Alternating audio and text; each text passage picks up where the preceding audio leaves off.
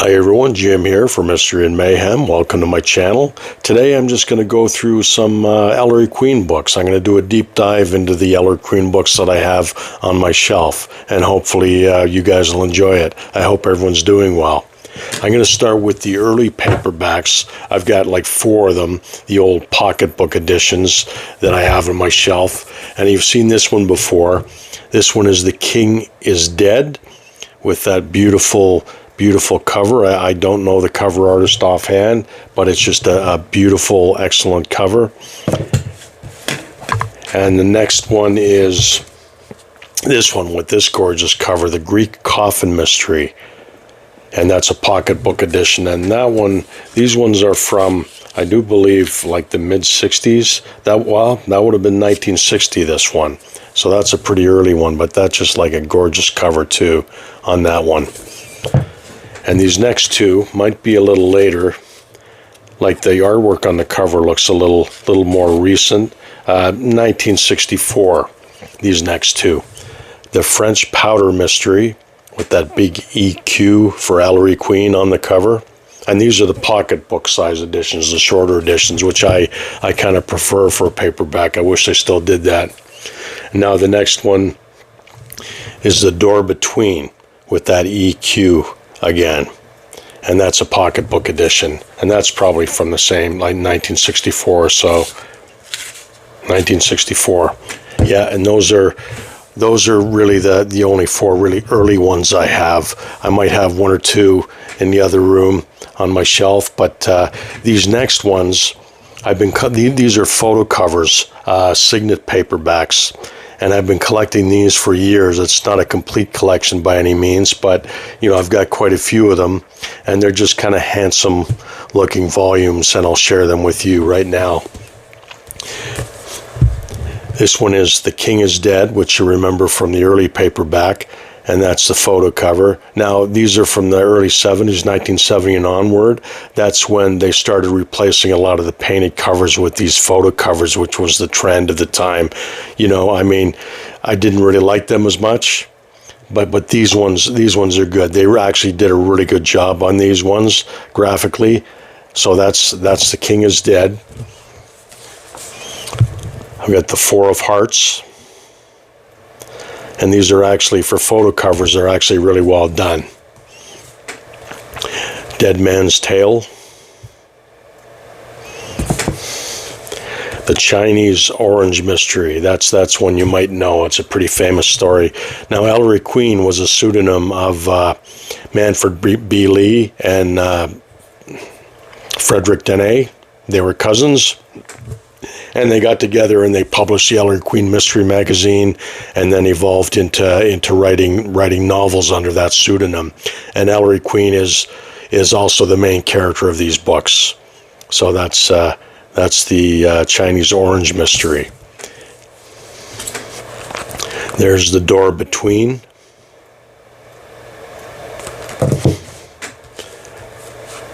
The 4 Johns.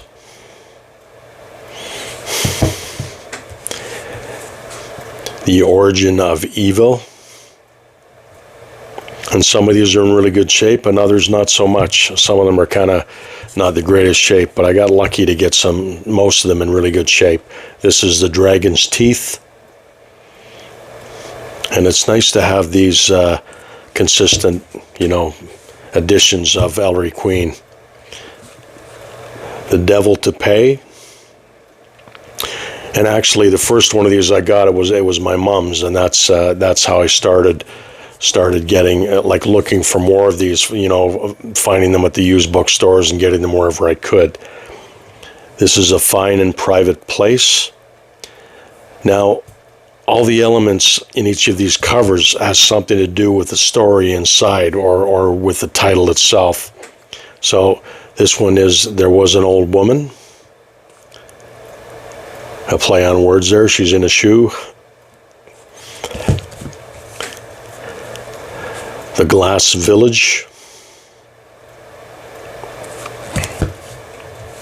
Now here's another famous one. The Egyptian Cross Mystery. You might recognize that title. It's a famous Ellery Queen story. as well as the next one. And this was my mom's copy, and this is in pretty beat up shape. My mom was notorious for buying books that were already falling apart, so they didn't fare too well over the years. And this one is the Spanish Cape Mystery, and that's another famous Ellery Queen book. Now, I've got quite a few of the Ellery Queen mystery magazines, but I only brought a few out to show you from over the years. This one's from 1965, and of course it was just low maintenance, just yellow cover with the stories and the authors on the cover. And this has authors like Hugh Pentecost, Gerald Kirsch, A.H.Z. Carr.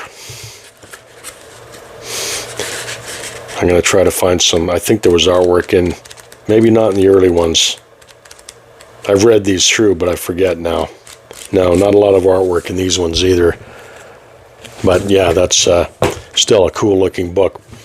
Now, this one is from June 2001, and it features a story and an article about Edward D. Hoke, who was a short story writer, and he wrote stories for Ellery Queen Mystery Magazine from 1973 till May 2007. He had a short story in every issue of this magazine. He was a very prolific short story writer, and his stories are brilliant. They're just well executed and well thought out. And so this is a magazine. This issue is kind of a tribute to him. And he created some characters like Nick Velvet, Dr. Sam Hawthorne, and many, many others. So that's a nice one. Now, the size of these changed as time went by. That one's a little shorter than that one, and that one's a little smaller than these ones. Now, these featured, I think every year they'll do a Sherlock Holmes issue, where they'll have Sherlock Holmes on the cover, and they'll feature Sherlock Holmes story inside the book. So that's one of them. That's from February 2023. And there's Holmes and Watson on the cover. And this one is this is for their 75th year. And there's William Gillette on the cover of this as Sherlock Holmes. Now, William Gillette was a famous actor back in the day.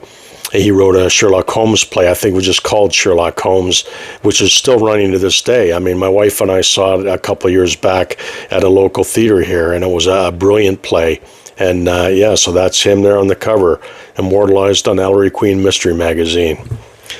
Now, these stories that appear in these were reprinted in anthologies. I've got a few of them here.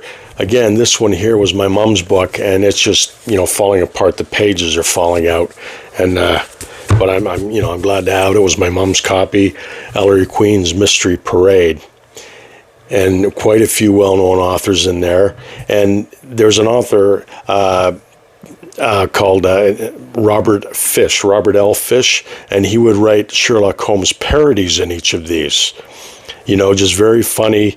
And funny parodies, and the character's name was Schlock Holmes, and they're very funny. If you get your hands on any of these, they're a pleasure to read.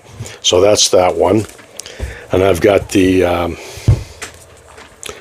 Ellery Queen's All-Star lineup with a photo cover, and these are fairly thick. There's a lot of stories in these.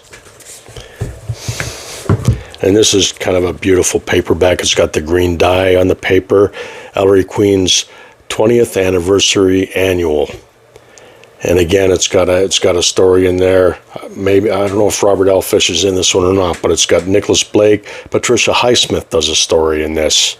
Stanley Ellen and Hugh Pentecost. Just a beautiful, beautiful paperback. And the 27th Mystery Annual, Ellery Queen's Mystery Bag. Now those are the paperbacks. I've got two hardcovers. This was from the 32nd Mystery Annual, where they reprinted stories from the magazine, Ellery Queen's A Multitude of Sins. And that's just a cool book, and it's got some great writers in there, great stories. I've gone through this, and it's very, very enjoyable. And again, you can still find these in the used bookstores, not as often as it used to be able to, but if you look real hard, I think you can still find them. And I've got this one. This was a bigger hardcover that was published for the 50 years of the best from Ellery Queen. So just a big hardcover. I don't have the dust jacket for it, unfortunately, but there's all kinds of stories in here. And they break them down into the 40s, the 50s, the 60s, the 70s, and the 80s. And a lot of Edward D. Hoke stories in here, Simon Brett, Dorothy B. Hughes, Robert Bloch has a story in here. C.S. Forrester. Yeah, so that's just an awesome book to have, and those stories are a lot of fun. So, yeah, I wanted to share those with you real quick because I promised I'd show them to you. And that's pretty much it for me. I've got more Ellery Queen Mystery Magazine in the other room, but I didn't want to show them all to you. I mean, it's still being published, to this day, along with the Alfred Hitchcock Mystery Magazine. And they're a lot of fun. So check them out if you get a chance. So you guys take care. I'll talk to you soon. Keep reading.